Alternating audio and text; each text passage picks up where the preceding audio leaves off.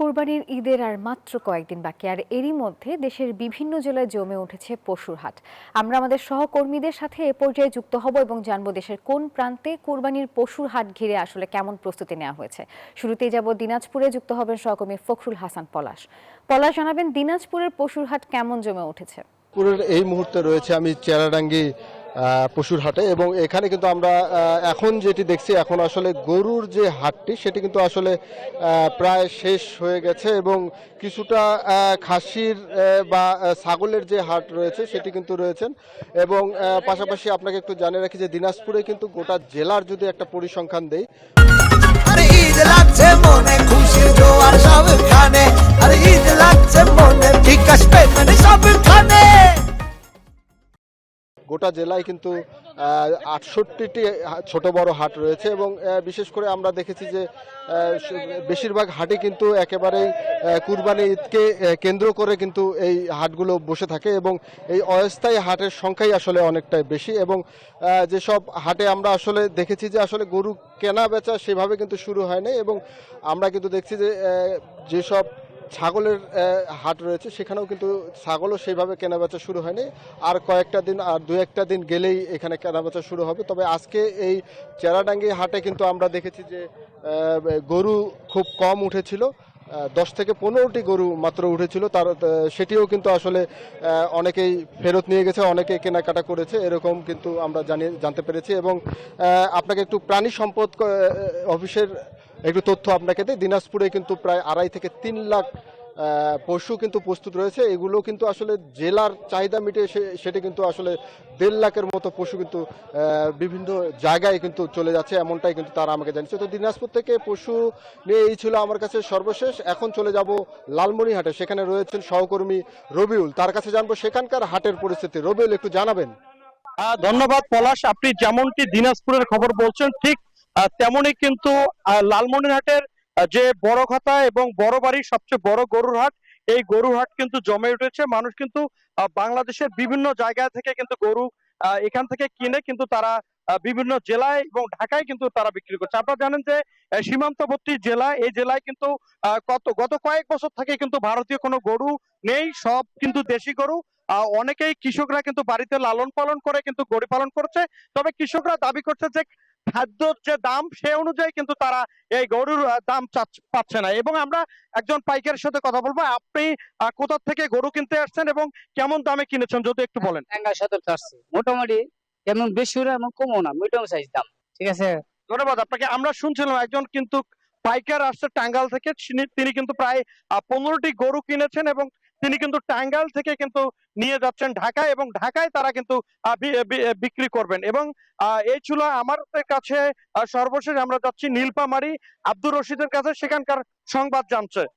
আছে নীলফামারীর যদি বলি ঐতিহ্যবাহী হচ্ছে ঢেলাপির হাট। এই হাটে হচ্ছে প্রায় সপ্তাহে হচ্ছে 7 থেকে 8 কোটি টাকার গরু বেচা কেনা হয়।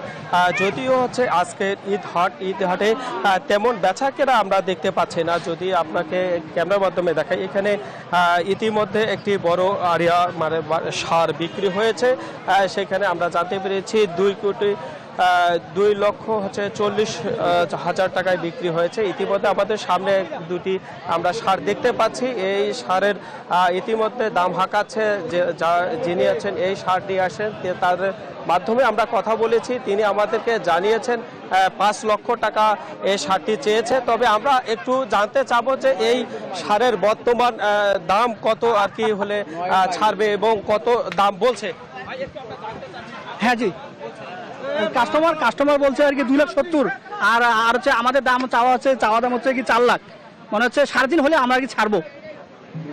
ধন্যবাদ আপনাকে। আসলে আমরা শুনেছিলাম যিনি এই সার নিয়ে আসেন ইতিমধ্যে হচ্ছে তিনি 5 লক্ষ টাকা চেয়েছেন। তাছাড়া হচ্ছে 2.5 লক্ষ টাকা বলছেন ক্রেতা, তিনি দেননি। তাদের মানে হচ্ছে দাম যদি মানে সঠিক পায় তাহলে তারা বিক্রি করবে বলে আমরা জানতে পেরেছি। তবে আপনাকে একটা বিষয় জানিয়ে রাখি যে নীলফামারীতে পশু সম্পদ মন্ত্রণালয় থেকে আমরা জানতে পেরেছি ডিএলওর মাধ্যমে, তিনি আমাদেরকে জানিয়েছেন এবার জেলার জন্য 2,82,000 2,82,000 গরু প্রস্তুত রয়েছে বলে আমরা জানতে পেরেছি। তবে এই আপনার হাটে হচ্ছে প্রায় লক্ষাধিক গরু ওঠে বলে আমরা জানতে পেরেছি। তবে হচ্ছে এই যে হাটের যে বেচা বিক্রি তেমন হচ্ছে না বলে আমরা জানতে পেরেছি ইজারাদারের মাধ্যমে কথা বলে।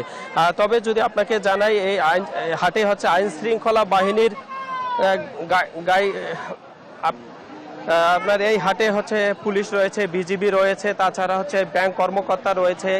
আমার ইজারাদার যে কোনো সমস্যা হলে মাইকিনের ব্যবস্থা করছে বলে আমরা জানতে পেরেছি। তা এই গরুর হাটে হচ্ছে গাইবান্ধা গরুর হাটে রয়েছে আমার সহকর্মী প্রিন্স। আমরা সেখানে যাব প্রিন্সের কাছে। প্রিন্স, ঐতিহ্যবাহী হাট দারিয়াপুর হাটে, এটি গাইবান্ধা সদর উপজেলার সবথেকে বড় হাট।